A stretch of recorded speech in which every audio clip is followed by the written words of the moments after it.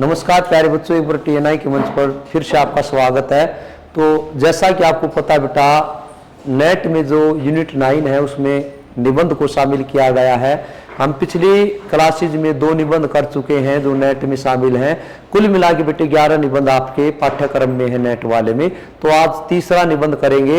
निबंध का नाम है बेटे शिव मूर्ति।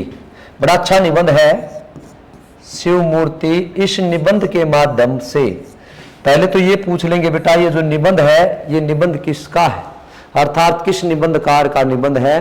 तो बेटे ये तीसरे नंबर का निबंध है। तो तीसरे नंबर का निबंध है। जब अब निबंधों का वर्गीकरण करते हैं तो बेटे सबसे पहले भारतेंदु युग आता है, फिर द्विवेदी युग आता है। तो ये निबंध भी भारतेंदु युग के निबंधकार द्वारा लिखा गया है। निबंधकार का नाम है प्रताप नारायण मिश्र। भाई पूछ लिया जाता है कि इस निबंध के रचनाकार कौन है, तो बेटे प्रताप नारायण मिश्र इसके रचनाकार हैं। अब मिश्र जी ने इस निबंध में शिव मूर्ति, जैसे नाम से ही पता चल रहा है भी, शिव मूर्ति भगवान शिव की मूर्ति, इस निबंध के माध्यम से एक तो अपने देश में जो अलग अलग धाराओं में बटा हुआ था, वैषम्य था, उसको समन्वय करने की कोशिश की है।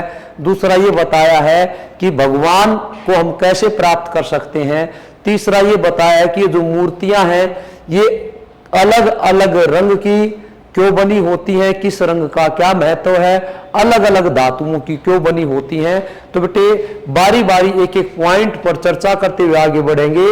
उससे पहले थोड़ा मैं इस निबंध का सारांश या निचोड़ बता देता हूं। बेटे इसमें है क्या, प्रताप नारायण मिश्र जी सबसे पहले तो ये कहते हैं कि भाई अगर हम भक्ति करते हैं, किसी भी भगवान की भक्ति करते हैं, तो यहाँ पर प्रताप नारायण मिश्र जी ने वैष्णव और जो शैव थे दोनों का समन्वय कराने की कोशिश की है।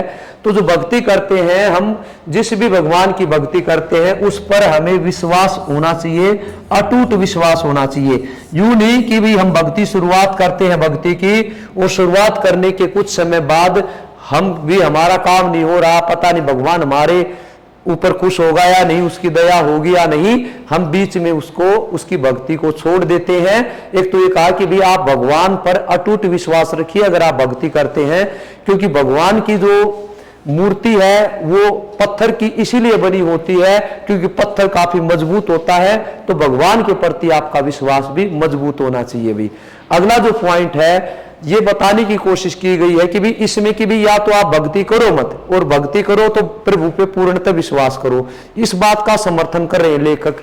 दूसरा क्या कह रहे हैं बेटा, दूसरा लेखक ये कह रहे हैं कि आप दुनिया को दिखाने के लिए भक्ति मत कीजिएगा, अर्थात आपकी भक्ति में दिखावा ना हो कि भाई कहते ना कि बगल में काख में सूर्य और मुंह में राम, कि राम राम राम राम बोलते रहो आप, तो बेटे राम राम बोलते रहो, और वैसे ऊपर से कि भी राम राम जपते रहो। तो आपकी जो भक्ति है उसमें बेटे किसी प्रकार की कोई दिखावटीपन ना हो, आडंबर ना हो।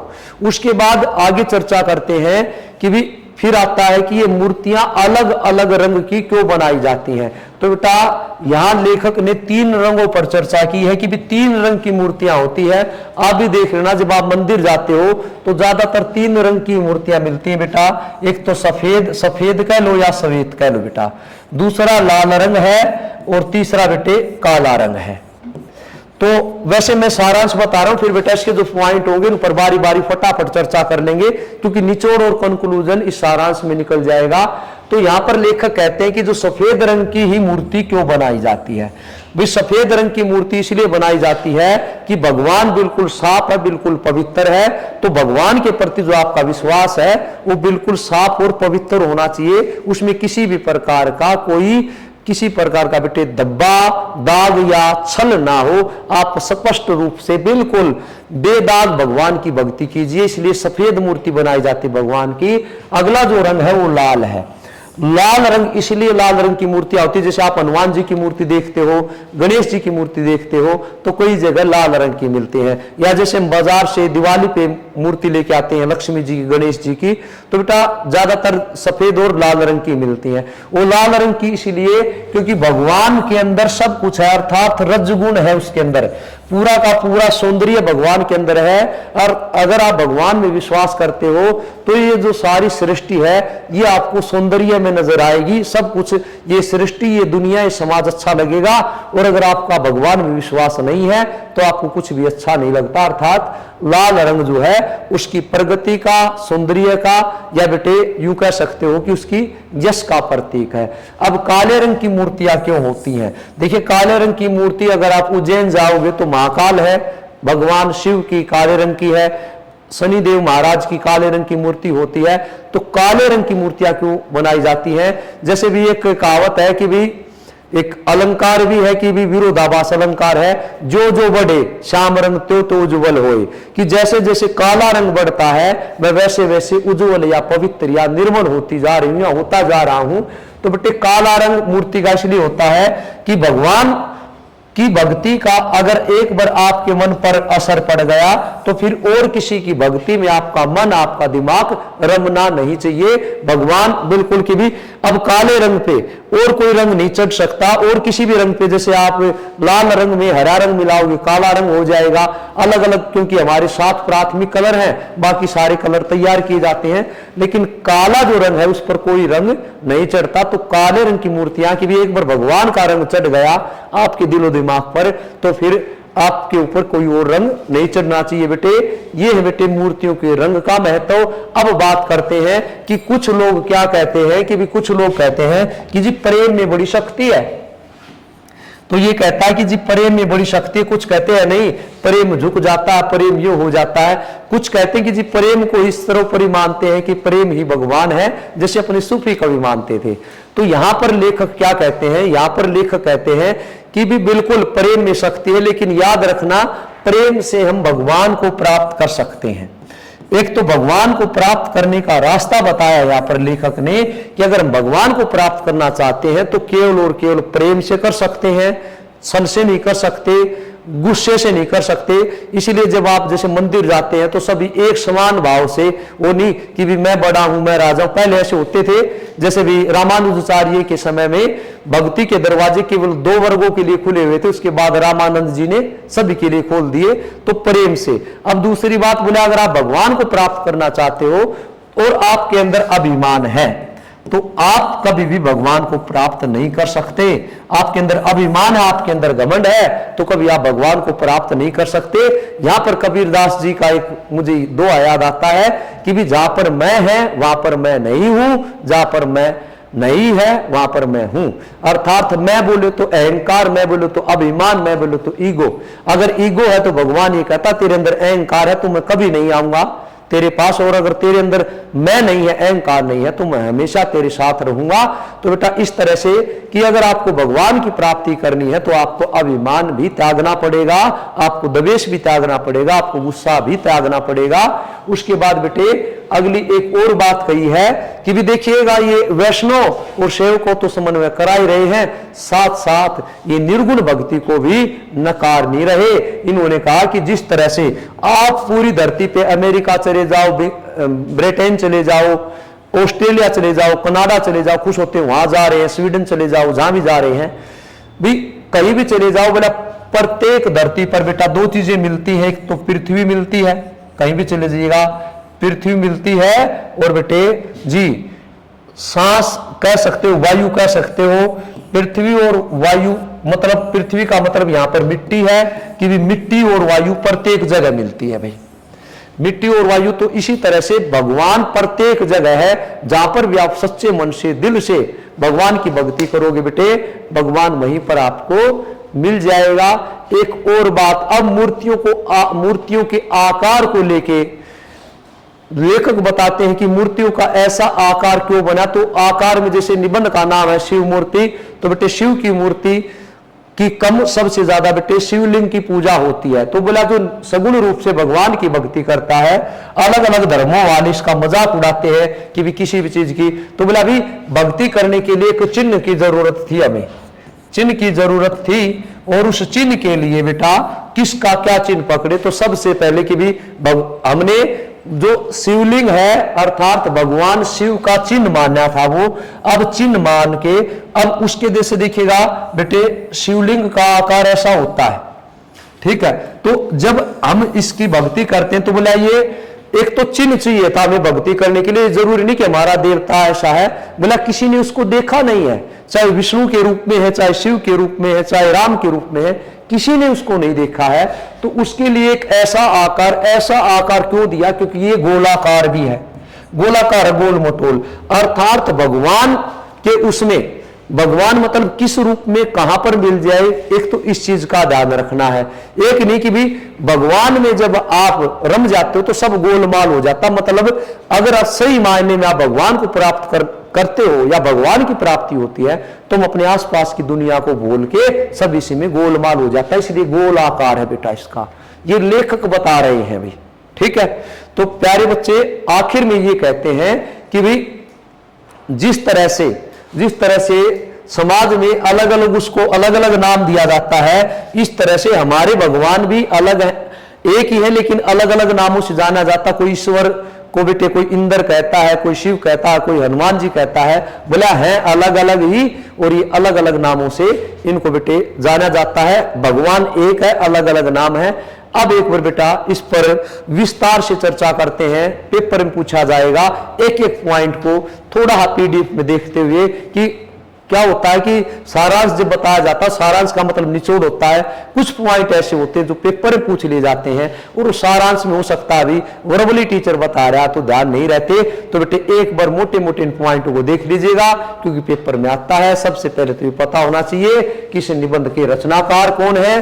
अभी रचनाकार पता चल गया जी प्रताप नारायण मिश्र है। अगर रचनाकार प्रताप नारायण मिश्र है तो बेटे फिर हमें यह पता होना चाहिए कि इस निबंध के जो निबंधकार हैं वो किस युग के निबंधकार हैं भाई, क्योंकि युग भी पूछ लिया जाता है कि भी इनको क्रम से लगाओ। तो बेटे देखिएगा ये है निबंध शिवमूर्ति, इस निबंध के रचनाकार प्रताप नारायण मिश्र जी हैं। तो मिश्र जी भारतेंदु युग के निबंधकार हैं भाई, क्रम से अगर आ जाए तो इस चीज का ध्यान रखना आपको। इस निबंध के माध्यम से मिश्र जी ने भगवान में आस्था रखने वाले लोगों के बारे में बताया है कि जो भगवान में विश्वास रखते हैं, आस्था रखते हैं, कि बताते हुए भगवान शिव का सहारा लेकर देशवासियों को, भगवान शिव का सहारा लिया और देशवासियों को आपसी भाईचारे और समन्वय से रहने की बेटे शिक्षा दी है। उसके साथ साथ देखिएगा बेटे अब यहां से शुरू होगा, जो पॉइंट लगेगा कि ये समझाने के लिए है तो बेटा उसको डेफिनेट समझाऊंगा मैं। तो देखते हैं एक बार ध्यान से बेटे। अब देखिएगा इस निबंध के माध्यम से मिश्र जी ने क्या किया बेटे, मूर्ति के प्रकार, सबसे पहले मूर्ति के जो प्रकार हैं उनके बारे में वर्णन करते हुए और उनके रंग के बारे में बताते हुए समझाया है। तथा इस निबंध में शैव और वैष्णव जो तुलसीदास से पहले की चली आई हुई है, दो धाराएं, दो मत बटे हुए थे, उनमें समन्वय कराने की भी कोशिश की है बेटा। इस निबंध के प्रमुख बिंदु इस प्रकार हैं। ये तो है निबंध के बारे में, जैसे आप एनसीईआरटी की बुक्स पढ़ते हो तो वो रचना के बारे में बताती है, रचना क्यों लिखी, किस लेखक ने लिखी, इस रचना को लिखने के पीछे क्या उद्देश्य था। तो बेटे ये है इसका मतलब मेन वो कि भी ये रचना या ये निबंध इस लेखक ने क्यों लिखा और क्या उद्देश्य था। अब देखिएगा इस निबंध में भूतनाथ को ग्राम देवता बताया गया है। ग्राम देवता भूतनाथ बोले तो बेटे महादेव जी को बोला जाता है। उसके बाद अकथ्य है, जिसका जो अकथनीय है, जिसके बारे में वर्णन करना पॉसिबल नहीं है, इतनी महान है वो, अचिंतनीय है, हरेक उसके बारे में सोच नहीं सकता, अचिंतनीय, यूं नहीं कि हरेक कोई जान ले, काफी सर्वेसर्वा है वो। यहां लेखक ने ईश्वर के बारे में बौद्धिक धारणा का वर्णन करते हुए कहा है, हम पूर्ण रूप से उस भगवान को जानने की कोशिश नहीं करते। कितनी बढ़िया, हम भगवान को जानने में भी दिमाग का काम करते हैं, हम पूर्ण रूप से उसको जानने की कोशिश ही नहीं करते। हम क्या करते बेटे, नहीं करते, जल्दी ही हम ईश्वर से अपना विश्वास उठा लेते हैं। सभी ध्यान दे बेटे, अगर आप आस्थावान हो, विश्वास रखते हो उस प्रभु में, तो अपने विश्वास को कायम रखना, डेफिनेट आपकी आस्था, आपकी मनोकामना पूरी होगी, आपका एग्जाम डेफिनेट क्लियर होगा। ईश्वर से अपना विश्वास उठा लेते हैं तथा हम नास्तिक होने का दावा करते, बोला कुछ नहीं है भगवान में। जैसे पाश्चात्य वाले अमेरिका चले जाओ, कनाडा चले जाओ, स्विट्जरलैंड चले जाओ, आप जहां भी चले जाओ, अपने देश का मजाक उड़ाते हैं। क्या मूर्ति, जैसे केरला स्टोरी एक मूवी है, उसमें दिखाया गया क्या ये भगवान है। अपना धर्म तो सब कुछ अगर हम करें तो मतलब हम पापी हैं, ठीक है। तो प्यारे बच्चों, हमें अगर भगवान विश्वास रखना है तो पूर्ण तरक्की, फिर नास्तिक नहीं, आधे भगवान को ना मानने वाले वो बेटा किसी भी उसके नहीं रहते। फिर यदि हम अपनी बुद्धि की सीमा तक स्तुति या प्रार्थना करेंगे तो हमें शांति मिलेगी। हम बुद्धि अर्थात हम अपनी बुद्धि को वहीं लगाकर, भगवान में लगाकर अगर हम भक्ति करेंगे तो डेफिनेट हमें शांति मिलेगी। इसलिए कभी भी आप मंदिरों में जाते हो, वहां बैठ के देखना 5 मिनट सब कुछ शांत, तो कुछ ना कुछ तो शक्ति है। ये बताने की भी कोशिश कर रहे हैं भाई। जो लोग केवल समाज को दिखाने के लिए भक्ति करते हैं, उनसे मैं निवेदन करता हूं कि वे ऐसा ना करें। लोगों को दिखाने के लिए मंदिर जाना, ये करना, ऐसी भक्ति मत करिए। आप ऐसे दिखावे की भक्ति से अच्छा आप भक्ति मत करो। मूर्तियां अधिकतर पत्थर की इसलिए बनी होती है कि पत्थर बहुत मजबूत होता है। यह इस बात की ओर संकेत करता है कि हमारा ईश्वर के प्रति विश्वास है वो दृढ़ होना चाहिए, जिस तरह से पत्थर मजबूत है भाई। हमें भगवान तभी मिल सकते हैं जब हम अपना अभिमान त्याग कर ईश्वर की भक्ति में लीन हो जाएं। मैं अगर आप मैं है आपके अंदर, कभी भी प्रभु नहीं आएगा। ये मैं त्यागनी पड़ेगी बेटे, ये बता रहे हैं। हमें भगवान तभी मिलेंगे जिस तरह से पूरी पृथ्वी पर मिट्टी और जल मिलता है, मिट्टी और जल कह लो या वायु कह लो, कहीं भी चले जाओ मिलता है। इसी तरह से निर्गुण की तरफ इशारा कर रहे हैं। भगवान प्रत्येक जगह मौजूद है। यहां पर लेखक का कहने का तात्पर्य यह है कि आप किसी के साथ ये मत करो, पता नहीं किस रूप में कौन आ जाए, कि अपने से गरीब उसको तो दबा लो, अमीर क्या ज्ञात जोड़ लो। बोला अरे आप प्रत्येक जगह भगवान, प्रत्येक उसमें तो सबके साथ अच्छा व्यवहार करा करो। ये है कि भाई, ये नहीं कि भाई जो गरीब उसको दबाते चले जाओ, अमीर उससे दबते चले जाओ। वैसे तो मूर्तियां अनेक रंगों की होती हैं, बिल्कुल अनेक अनेक रंगों की होती हैं, लेकिन 3 रंग प्रमुख है बेटा। शुरू में ही मैंने बता दिया था कि श्वेत रंग है, लाल रंग और काला रंग। श्वेत रंग की मूर्ति का मतलब है ईश्वर स्वच्छ है, साफ है, इसको प्राप्त करने में कोई मिलावट नहीं होनी चाहिए।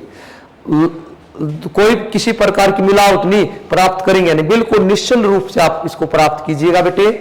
लाल रंग की मूर्ति का अर्थ परमात्मा रजोगुण संपन्न, अर्थात भगवान के पास सारा ऐश्वर्य है, तो आपको मिल जाएगा ऐश्वर्य।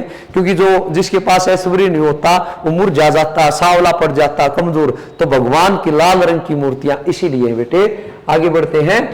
काले रंग की मूर्ति का अर्थ भगवान का रंग पक्का होता, जिस पर भगवान का रंग चढ़ गया फिर कोई दूसरा रंग उस पर नहीं चढ़ता। अगर मूर्तियों के आकार की बात करें तो अधिकतर शिव मूर्तियां लिंगाकार की होती हैं, जिनके हाथ पांव मुख आदि नहीं होते, क्योंकि आदि शिव भक्तों से यह जो शुरू से शिव भक्त रहे हैं उनकी ये रीत, ये नियम चला आया है बेटे कि ईश्वर की सेवा या भक्ति के लिए एक चिन्ह होना चाहिए, उसका मतलब शिवलिंग है। खूब मजाक उड़ा रखा अपने शिवलिंग का बेटे, अलग अलग धर्मों वालों ने भी, अपने वालों ने भी, और बाहर देश में। तो आज इस शिवलिंग का मतलब समझ लीजिएगा बेटे, मजाक बना के फिरते हैं, लड़कियां क्यों पूजा करती हूं, देश बिना की धारणाएं हैं, उनसे आपको बाहर निकलना पड़ेगा। क्योंकि आप एजुकेटेड हैं, आप नेट की तैयारी करें, आप प्रोफेसर बनने जा रहे हैं, आप एक अच्छे दार्शनिक बनने जा रहे हैं बेटा। तो बच्चे जैसा जवाब पूछे, क्वेश्चन पूछे, वैसा ही जवाब मिलना चाहिए। उन्हीं की हवा में मुझे नहीं पता, ये मुझे नहीं पता टीचर को शोभा नहीं देता बेटे। ईश्वर कैसा है ये कोई नहीं जानता, इसलिए इसकी गोलमाल कल्पना शिव चिन्ह के रूप में की गई। आज तो किसी ने ईश्वर को नहीं जाना, तो गोलमाल बनाया गया। क्योंकि संसार का एक धर्म है कि हमारी दृष्टि हमारे आसपास की वस्तुओं पर जाती है। अगर कोई एक आकार हो जाता तो उस पर चली जाती। तो देखिएगा बेटे, शिव के सिर पर गंगा चिन्ह होने का अर्थ है, शिव की जो मूर्ति है, शिव पर गंगा चिन्ह होने का क्या मतलब है? क्योंकि गंगा हमारे लिए बेटे समृद्धि लाती है, धन देती है। तो बेटे क्या कह रहे हैं, गंगा हमारे सांसारिक तथा परम आर्थिक जीवन को संपन्न करती है। भाई जिस तरह से मूर्तियां अलग अलग धातुओं व पाषाण की बनाई जाती, उसी तरह से ईश्वर के भी भाई अलग अलग नाम है। रामनाथ है, वैद्यनाथ है, आनंदेश्वर है, ईश्वर अर्धेश्वर है। उसके बाद बेटे अगला है मंगलेश्वर है, भरतेश्वर है, लेकिन मुख्य है परमेश्वर। बेटे परमेश्वर शब्द का मतलब होता है परम है जो ईश्वर, अर्थात ईश्वरों का ईश्वर वो कहा जाता है, देवों का देव महादेव। भाई आज इसका पता चलेगा बेटे। कोई भी महात्मा प्रेम को ईश्वर ना कहे, जो प्रेम को ईश्वर कहते, प्यार प्यार करना ईश्वर है, जो सूफी उनका विरोध कर रहा है। क्योंकि ईश्वर प्रेम में है, और अर्थात ईश्वर से, प्रेम से ईश्वर की प्राप्ति होती है। ईश्वर प्रेम सिखाता है, प्रेम से ईश्वर की प्राप्ति होती है। तो प्रेम को ईश्वर का पर्यायवाची मत मानिए, प्रेम ही ईश्वर ऐसा नहीं, प्रेम से ईश्वर की प्राप्ति होती है। याद रखिए, अगर आपके हृदय में प्रेम है तो पूरा संसार आपको शिव मूर्ति दिखाई देगा और आपका कल्याण होगा, क्योंकि शिव कल्याण के प्रतीक हैं। सत्यम शिवम सुंदरम, तो शिव का मतलब होता कल्याण, शिव कल्याण के प्रतीक हैं। प्रेम के बिना वेद भी झगड़ा दिखाई देते हैं। वास्तव में विष्णु अर्थात व्यापक, शिव अर्थात कल्याण, ये दोनों प्रेम का स्वरूप है। इसलिए हृदय में प्रेम प्रकाश उत्पन्न कीजिए, क्योंकि प्रेम वास्तव में शिव मूर्ति अर्थात कल्याण का प्रतीक है। ये था बेटा शिव मूर्ति निबंध। उम्मीद करता हूं आपके समझ में आ गया होगा। अगली वीडियो में अगले निबंध के साथ फिर हाजिर होऊंगा, तब तक मुस्कुराते रहिए। जय हिंद भाई।